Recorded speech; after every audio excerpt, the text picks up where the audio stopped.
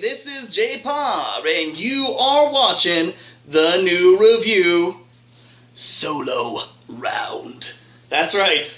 So today on the show, I am going to talk about what's going on down here. Oh, Infinity War, that's right. I almost forgot. How could I with all these lovely Avengers in front of me? That's right. I collected these little toppers going to the theater over the Marvel collected these little toppers over 10 years going to these Marvel movies. See, look. Pretty cool, huh? They stopped selling the good ones. They're all like big heads now, so I can't collect them anymore. It doesn't go with my collection. But we are here today to talk about the big one, Avengers Infinity War. That's right, folks. And I have been so pumped to talk about this one. Hell, I have been so pumped just to even watch this movie. This has been 10 years in the making, folks. 10 years in the making. That's flippin' amazing. I've never seen any other movie studio do what Marvel has done. They have this movie that culminates over 10 years. It started way back at Iron Man. The year of AIDS, 10 years ago, so 2008, basic math, I figured it out, 2008, that's when Iron Man came out, Robert Downey Jr., the starring role, and who knew that it would explode into what it's become today. And, it was just, when we heard about it, the comic book fans, we first heard about it, at first it was just rumors, and, it'd be really cool if they did that. I mean, they're making a Captain America movie, they're making a Thor movie, and they're all going to turn to the Avengers. I'm like, just back then, it seemed like it was a pipe dream. But now, here we are, and it is 10 years later, and this pipe dream has turned into a reality, and here we are, it's Infinity War! Hell yes! Alright, let's get right into the nitty-gritty. The way it works around here is I'm going to talk about for 10-15 minutes, maybe. It might be less. Just talk a little bit about non-spoilers. I'm going to tell you what I think about the movie, a little bit about it, my rating out of 5 stars, 5 stars, without really getting into spoilers. Then I'm going to flip in the spoiler town, folks, and I am going to let loose on this movie. I'm going to let you know what I really like about this movie, and what I really hate about this movie. Alright, let's do it! Oh, you see my fucked up teeth. Alright, so Infinity War, directed by the Russo brothers, starring Robert Downey Jr., Chris Evans, Chris Hemsworth, Chris Pratt, no more Chris's, I promise, Scarlett Johansson, Mark Ruffalo, Tom Holland, this guy here, Benedict Cumberbatch, and whole bunch of others, Chadwick Boseman, whole bunch of others, lots and lots and lots of stars in this, and also Thanos himself. Yes, and of course, if you don't know what this is about, this is the third Avengers movie, so the third time the Avengers are coming together, and this time, big crossover with Guardians of the Galaxy! Oh yeah! You're friggin' right, bud! The freaking Guardians of the Galaxy, they team up with the Avengers in this, and I love seeing the dynamics between all the heroes. Doctor Strange is in this, just other heroes that we haven't seen mesh with the other Avengers yet. Of course, we've already seen Spider-Man and Black Panther mesh with them in Civil War. That was our introduction to those characters into the MCU. But how does this one hold up? Whew, I don't even know. I feel like I need to tell you more of a history, like how we got here. Let me just bring you back in time a little bit, folks, before I get into what I actually think of the movie. When I was, I'm pretty old, and when I was younger, there was, there's barely any superhero movies. We were friggin' fortunate to get Batman, Tim Burton's Batman in 1989. And even Ninja Turtles in 1990. Both great superhero movies, but everything just took a shit from there. It's just everything went downhill. There's been no good superhero movies for a while after that. And, unless you want to go back to Superman movies, but those fucking movies suck. So, you know it!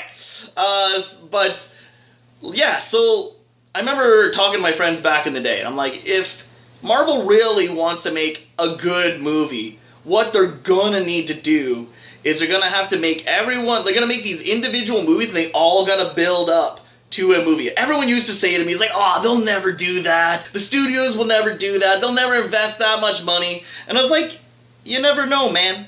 And it's like, to me, I was like, that's the only thing that fucking made sense. It's like, if you're gonna do Marvel right, you gotta do it that way. You have to keep it solidified in the fucking Marvel universe. If you don't do that, then there's nothing. Then you just end up with X-Men movies. So, there you go. And that's a convoluted mess. You try and figure out what the fuck happened there. I mean, everything's all fucked up until you get to Days of Future Past, and then after that, they're still doing whatever the fuck they want, so it doesn't even matter. There's no continuity there. The continuity is important, people. This is like, what are we, 18, 19 movies in? I'm not even sure. We're pretty far into this.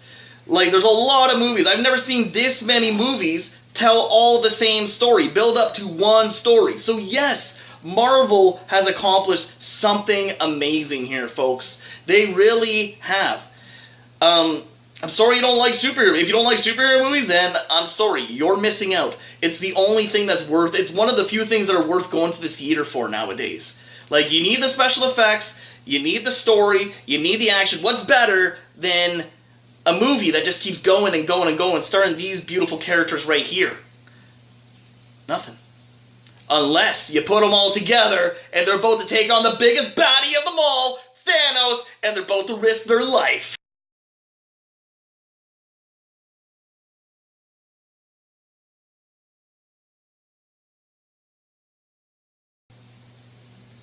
It all starts with the Infinity Stones, folks. They've been building up to that one for a little while. I mean, ever since the first Avengers, they were dealing with the Tesseract and Loki's Scepter, and those are both two of the Infinity Stones. What are the Infinity Stones, you ask? Well, they're pretty much one of the most powerful, combined with the Infinity Gauntlet, it's pretty much the most powerful object in the Marvel Universe. I know there's other really powerful ones, but in the MCU right now, this is the most powerful. And they've been building this story up for 10 years. So, it's the big baddie, Thanos, and he has the gauntlet, and he's looking to eliminate half the population of not just Earth, of the entire universe, the entire Marvel universe. So you could potentially see half your heroes disappear with a snap of a finger. So that's the power that the gauntlet holds. So it's up to the Avengers and the Guardians of the Galaxy and all their other friends that we've been introduced to up to this point to try and stop Thanos. So let's get into the review. I know I talked about the intro to this quite a bit, but hey man, this is my bread and butter, man. So, what do I give this movie? I gotta tell you, it's really hard to rate this movie. And I'm gonna tell you why. I love Marvel movies, and some of them I would rate a 5, 4.5, a 4. Some of them lower. I've rated some a 2.5, a 3 out of 5.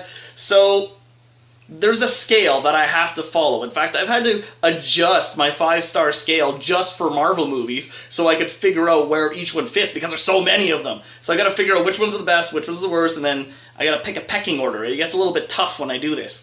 But I'm gonna say Avengers Infinity War is a solid 4. I'm gonna give it a 4. Why does it only get a 4? Or why does it get a 4? Well, I'm gonna tell you why. It's not a complete story. Without giving too much, I don't want to get into spoilers too much, but you should have known just from all the promotional stuff and all the talk and build up of this movie is that this is a part 1 of a part 2. Now, I know they said that they're not calling the second one Infinity War. I'm pretty sure they're going to call it Infinity Gauntlet or something. They might not even call it that. Who knows? The Russos are teasing something terrible, apparently. So, I don't know. So, it's a part 1, and that being said, it's not a complete story. I could watch Guardians of the Galaxy, that's a complete story. I could watch Civil War, that's a complete story. It continues on to other movies, just like Guardians of the Galaxy, but it's contained in its own little movie. This one isn't contained as much. This one is like, there's definitely a part 2, and you have to see it, just the way it ends. I can't tell you how yet, because we're on Spoiler Town yet. So, let's get into the good stuff. The action scenes are awesome. The CGI is awesome. The characters are awesome. I love these fucking characters. The way they interact with each other, and seeing Tony Stark interact with Chris Pratt, like those two egos clash with each other. Even Benedict Cumberbatch as Doctor Strange, his ego clashing with Iron Man, that was a thing on its own. So, yeah, I mean, that was all good. I love seeing all these characters from these past movies, and then seeing them all come together and having to work together and seeing their interactions, and it was funny. Just like every Marvel movie, full of action and funny. So good. So good. Not disappointed. I mean, I might have only given it a 4. Maybe you think that's a big number, maybe you think that's a small number, I don't know.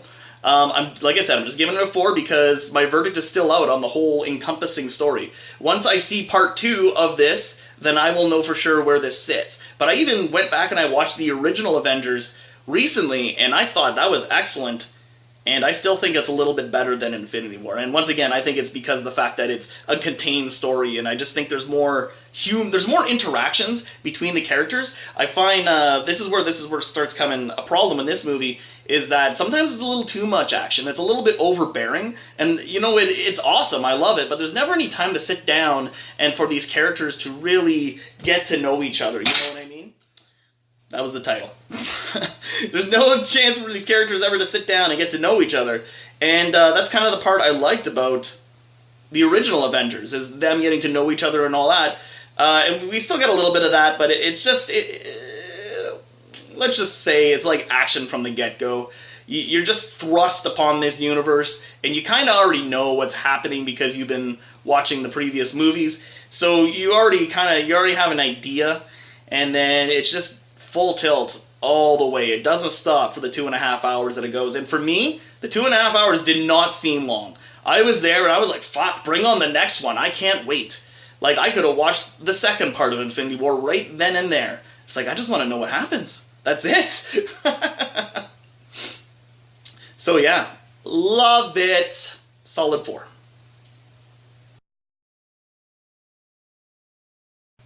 And now, folks, we are going to flip into Spoiler Town. That's right. This is the part where I'm going to let you know what I really like about this movie and what I really don't like. So, if you haven't seen it yet, what the hell you doing, man? Get out there and see that movie. Help to the box office. Make it be #1 box office of all time, because it deserves it. But, yeah, and then go watch it and come back and listen to the rest of this review and see if my ideas match up with yours. Alright, so the best. Wow, what can I say? Like I said, the best are the characters. Bringing this all-star cast back and having them all interact with each other is just fucking amazing. I don't think any other studio could have pulled this off. It's amazing what this studio has done, and have all these big names come together like this. It's wow. I just love it. So I love the interactions between the characters. Drax is hilarious. Star-Lord's hilarious. Like, Iron Man's hilarious. Like, him trying to make up that plan with Chris Pratt, that was good. Drax, something I gotta say. The Russo brothers did an excellent job mimicking what James Gunn did with the Guardians of the Galaxy. The second the Guardians of the Galaxy hit the screen, you hear a 70s tune, and you just feel like you're back in the Guardians of the Galaxy movie. And that's amazing to bring you back there, and the fact that they can mimic these tones with these characters is fucking good. I really like the Russo brothers' work. I love Civil War and I love Winter Soldier. I think they're the most action-packed of the Avengers movies because they have more hand-to-hand combat than anything. So, I'll get into that in a bit. So, yeah, that's my favorite. Just the interaction with all these characters. I was so pumped to see the Guardians crossover with the Avengers, and to have those funny reactions with Thor talking to the Guardians. It's fucking great. Like I said, dude, it's my bread and butter, folks. It's my bread and butter. Love this shit. What else do I love? That it took 10 years to build this, and they didn't fucking blow it. It's a great story. It's exactly what I expected, because it's what happened in the comics. It's very true to the comics, except for the little parts that they always change to make it more modern or to make it fit in with the MCU. Oh my god, there's so much to say. I mean, it would almost be a shame to tell you any spoilers, to be quite honest. What's my favorite part? My favorite part is absolute favorite part. There's so much action and all that is really cool and it's fucking eye candy, but there's no like hand-to-hand combat like there is in Civil War or Winter Soldier, or at least there isn't that much. So you feel kind of, I don't know. This is where the CGI becomes a little too much.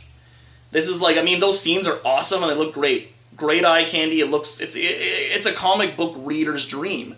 But I mean, you don't get the hand-to-hand combat that you had, that Cap was pulling off in Cap 2 or 3. So, you know, even Black Panther, who I wanted to see do more martial arts, he didn't do it in Black Panther. He did it in Civil War, didn't do it in Black Panther, and I was hoping the Russos are going to get him back to his martial arts again. But unfortunately, no, they just used more of the effects that they used in Black Panther. Once again, it's all about Black Panther's tech, it's not about his hand-to-hand fighting style anymore, which kind of dampers me on Black Panther. You know what? Get the fuck out of here. Bye, Black Panther. So, you disappoint me. So, yeah, so that's what I would say about that. So my favorite, aside from the comedy and the action scenes, my absolute favorite is this one time when there is two characters that do sit down and talk to each other, and that's my good buddy Rocket Raccoon there and Thor Odin's son. They have this really touching scene, and it's the only scene where I feel like there's any emotion involved, which is weird to say because I'm in spoilers now. People do die. People die, okay? Loki goes right at the beginning, in case you want to know. Loki Heimdall, gone. Right at the beginning. Loki tries to pull a fast one on Thanos, doesn't have it, fucking dead. Yeah, you remember Loki, the big bad in the first Avengers? Well, fuck it, he's gone. The big bad Thanos is here now. Oh, remember Buddy Heimdall, who used to summon the Bifrost Bridge? Gone! Fucking stabbed through the fucking heart. He's dead. There you go, you got two dead right off the top. And not to mention all the dead Asgardians that are laying around Thanos' ship. Good God! Did they just make the Asgardians extinct? Gah! Hopefully not, because Valkyrie wasn't there, and so we'll see what happens with that. I think they got a little story with Valkyrie. I think she took off of some of the other Asgardians. But, moving right along, so those two are dead. So, yeah, we do get to this scene where Thor and Rocket are talking, and if you've seen Thor Ragnarok, you know that it's chock full of comedy, and there's never any point where Thor just kind of sits down and processes it all. You know, so you're just like, when is he gonna actually, like, I mean, okay, like, when is this movie gonna get serious? And it feels like it never does. It's a great fucking movie, it's a fun fucking ride, but at what point does Thor ever get to grieve about this? Russo brothers got that for us, and they did this scene masterfully. It's like, because Thor is talking about how he's, you know, his dad's dead, his brother's dead, his best friend is dead, Asgard, his home planet is dead. So, I mean, he's a pretty depressed guy, but the only thing he's focused on is getting another hammer and taking out Thanos. And as he keeps going on, he's like, I'm the hero, and this is what I gotta do, and he's just kind of, you know, carrying on as if it's like his job. And then Rock is like, alright, time to be the captain. And this is like one of those rare moments where you see Rocket come in, and he, you know, he just kind of has a little talk with Thor. And that was like, and honestly, that's some of the best acting I've seen out of Chris Hemsworth out of all these movies. So I really, really appreciate that scene. Thor doesn't really come out admitting that he's hurting inside, but Rocket can see it, and he has that little talk with him. It's so beautiful. It's when moments like that happen in these movies, I fucking love it. That was my absolute favorite scene. Just because it was so lackluster in the fact that, you know, there was no other scenes like that. That was the only real emotional scene for me. It's the only one that got to me anyways. So moving right along, there is other stuff that does happen. So Thanos some point captures Gamora, and he ends up on this planet. I don't remember the name of it right now. I'm very sorry. He goes there, and then dun dun dun, the Red Skull is there. What? The Red Skull? The fuck is he doing there? All the way back from the first Avenger, he got sucked into that portal, And you thought, well, maybe he's dead. They could just easily write him off. Meh, here he is. He's back. I guess he plays the role of death in this movie, sorta. If you read the comics, Thanos is in love with death, but in this movie, that's not why. He just thinks he wants equality. He lived on a planet where they were overpopulated, and he recommended that they eliminate half the population so that way resources could be spread out equally behind the people, the 50% that are left, right? And of course nobody agreed to it, and then their planet ended up dying out or something. Anyways, that's his motive, so that's what he feels like he needs to do. He feels like he needs to bring this equality to the universe. He thinks if he just gets rid of 50% of the people, and he's not choosing which ones, it's not genocide. He's not like, no, it's only the superheroes, or it's only these people or those people. No, it's not that at all. It's actually, it's something that actually kind of makes sense. It's like there's no choice. It doesn't matter if you're poor, you're rich, if you're fat, you're skinny. It doesn't matter what you are. It's going to be 50%, and it's going to be random. It doesn't matter. So that's his thing. He just wants to eliminate half the universe because he thinks it's going to bring balance to the universe. So he's kind of demented in that sense. Like, you can kind of see his point in some way, but on the other side, it's just like his methods are maniacal. So you can't really get behind him in that sense. But yeah, he does an excellent job. Brolin does an awesome job playing Thanos. And he brings a little bit of empathy to this character. He makes him an interesting villain. That is for fucking sure. He might be the best villain yet. He's definitely better than Killmonger, because Killmonger sucks shit. You hear that, Black Panther? You stay down there on the floor! Anyways. So yeah. Infinity War is fucking awesome. Now, that's my favorite. Let's get on to my... Oh yeah, so I think I didn't build up. So Thanos ends up sacrificing Gamora, his daughter, to basically activate the Soul Gem. And how that kind of comes about, it's kind of a good scene. It's not as emotional as I would have really liked. I found the moment between Thor and Rocket was a little more emotional than this. And he's just, because Red Skull tells Thanos that he has to sacrifice something he loves to basically ignite the Soul Stone, the Soul Gem. And Gamora's laughing, because Thanos is crying, and Gamora starts laughing at him. It's like, you fool, you came all this way, and now because you love nothing, you won't get the Soul Stone. And then Red Skull's like, well, his tears aren't for him. So that's when he grabs Gamora and throws her into the pit, because apparently he loves Gamora, but he doesn't love her enough to keep her alive, because the Soul Stone means more. His crusade means more to him than... It doesn't matter. It doesn't matter. He'll sacrifice someone he loves. That's how much his crusade means to him, that he will sacrifice her. I don't know. I thought it was going to be like a little twist. Like, it's like, oh, if you really loved her, you wouldn't have sacrificed her, so that way you don't get the Soul Gem. I thought that could have happened too, but no.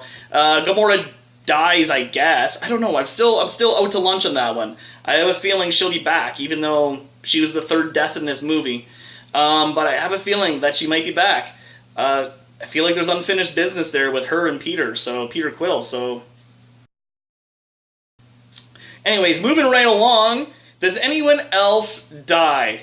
Well, yeah, there is at least one more person, and it's probably who you might suspect is Vision. They finally do get that gem. They are trying to get that gem out of him, and they're in Wakanda, and they fucking actually... And what happens is Vision tells Wanda, Scarlet Witch, if it comes to the point where they can't get this gem out of my head, you know what you have to do. You have to destroy me with the gem. Vision's a cyborg or an android, I guess, and he's powered by the Soul Gem in his head. And anyways, that's in Age of Ultron. That's when he comes about. That's when he debuts. But yeah, so he tells Wanda, Scarlet Witch, is like, you gotta destroy me if they don't get this stone out of my head, because we can't let Thanos complete the gauntlet. He can't put all those stones in, or else we're all screwed. He snaps his fingers and we're gone. Literally, that's all he has to do. Snap his fingers, just like in the comic book, and everyone will disappear. That's what will happen. So, and I mean, they kind of like get on Scarlet Witch's and Vision's relationship in this, so it makes it a little bit of a difficult choice for Scarlet Witch. And once again, not as fucking, not as fucking empathetic as it should be. It's not as, it wasn't there. Like, maybe it's just because Elizabeth Olsen isn't a good actress. I don't know what happened to her accent, is another thing. Like, in Age of Ultron, she had this Russian accent, and then or Russian, I don't know what it was. She had an accent in Age of Ultron. She still had it in Civil War, and for whatever reason, she just doesn't do it anymore. She just, like, either she forgot that she had an accent, or they just told her to fucking stop because it was so terrible. It's like, stop. Just stop doing the accent. It's bad. We can't handle it, Elizabeth Olsen. You're a bad actress. But anyways, I can look past the bad acting because the rest of the movie's so good. The other actors are great. It's just I find Elizabeth Olsen isn't a great actress. Like she forgot that she had an accent or something.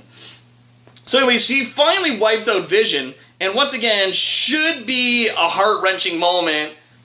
It isn't. It really isn't. Doesn't hit me the same way that Thor and Rocket scene did.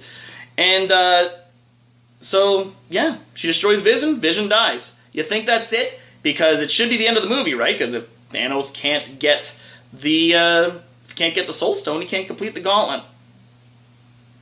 Wrong! He uses the time gem to turn back time, make Vision come back to life, and he pulls that Soul Stone off his forehead like a mean SOB. Oh yeah! So, that's what happens there. And that brings us to all the deaths pre-snap. That's right, folks, I said pre-snap. Because what does Thanos do when he finally gets the gauntlet? He gets stabbed in the chest by Thor Odinson. Alright! Thor shows up with Stormbreaker, his brand new fucking axe.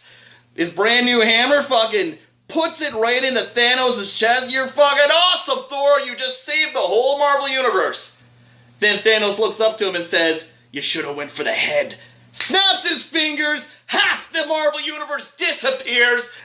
They start turning into dust. Oh my god! Bucky's gone. Spider-Man's gone. Black Panther's gone. Doctor Strange is gone. The Guardians of the Galaxy are gone. What the fuck? Everyone just fucking disappeared except the original Avengers and a handful of others.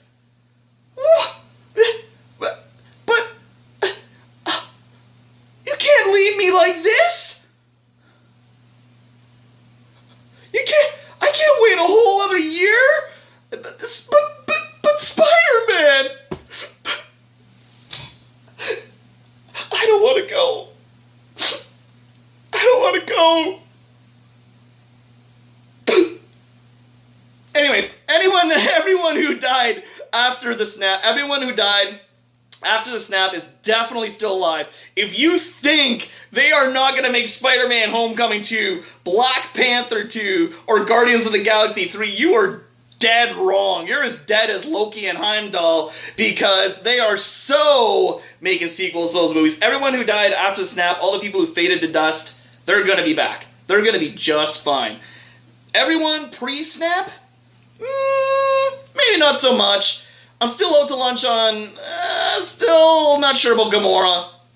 Yeah, I'm still not sure about Gamora, but I'm pretty damn sure everyone who died before, like, pre-snap is going to be dead. And I mean, Vision's an android anyways, like, why couldn't they just fix him? Is he really dead? So maybe just Loki and Heimdall are dead? I don't know. We're going to find out.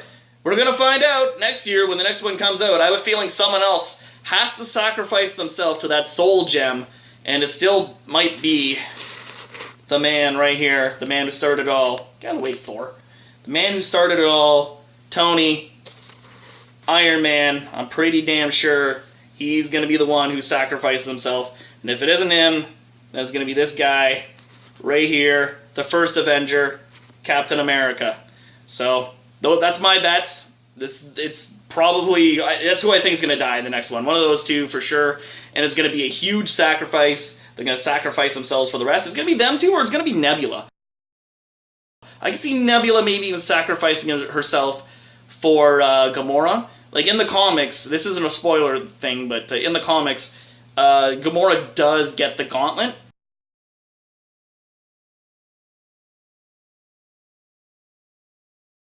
So, we'll see how that goes. Anyways, I have been so pumped to talk about Infinity War. I'm so glad that you guys could join me for this solo review. I'm going to be doing much more of this in the future. I'm going to be doing a solo review. That's right, I'll also be doing Star Wars Story solo. And I'm also going to be doing Deadpool 2 soon, so expect to see solo reviews of that. And yeah, thanks for listening. Please like, subscribe, and share. Check me out on We Promise Nothing Show, which is on YouTube. You can check that out. Just type in We Promise Nothing Show. Me and my friends talk about movies. And you can also check me out on Late Night Ticket if you have Eastlink in the Ontario area. And actually, if you just have Eastlink, I should be on demand in other areas as well. So that's my other show there. And you could follow me at Twitter at the JPar, also at We Promise Nothing, drop the G, and definitely give me a big old like, a subscribe, and please share this video. If you agree, leave a comment below. If you disagree, leave a comment below. But as always, this is JPar signing out. Good night.